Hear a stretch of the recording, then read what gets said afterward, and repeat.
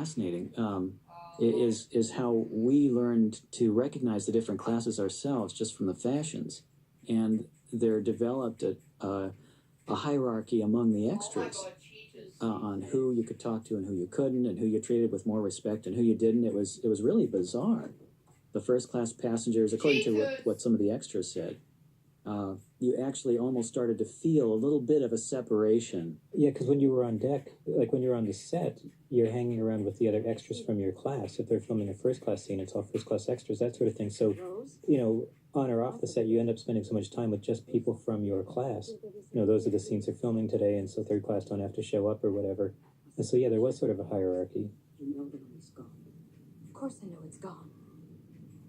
You remind me every day. This is Your father. another good sequence here between the two. Yeah, there's such a tension that Kate Winslet's Rose character has to go through where, what she really wants to do, and then faced with her mother telling her these things, which for all she knows will always be true, and having to struggle with all that.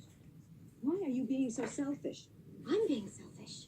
This room, by the way, is based on an actual Titanic bedroom.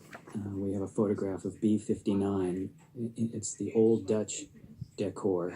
The style is called Old Dutch, and it was pretty faithfully reproduced here for this particular set. And the corset, she's wearing, of course, so many women wore corsets at that time. And a lot of the extras said that, of course, they were a little painful at first, but then they realized the ladies ended up having less back pain than the men, because there was a lot of sitting around that you'd have to do. And the women found that it sort of supported them, and so they really suffered less, I think, than a lot of the men did, because they got to wear the corsets.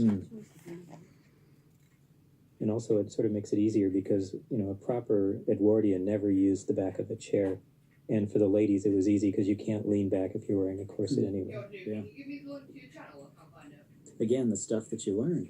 Yeah. By actually going through it and walking the walk and getting dressed in the same clothes, it forced their posture to be a certain way. Yeah. And that's what they really were going for, was to make sure the women wore the corsets so that they would have that same stance, and so that the clothing would hang the way it did off of women in 1912. Now the hymn sing on Sunday.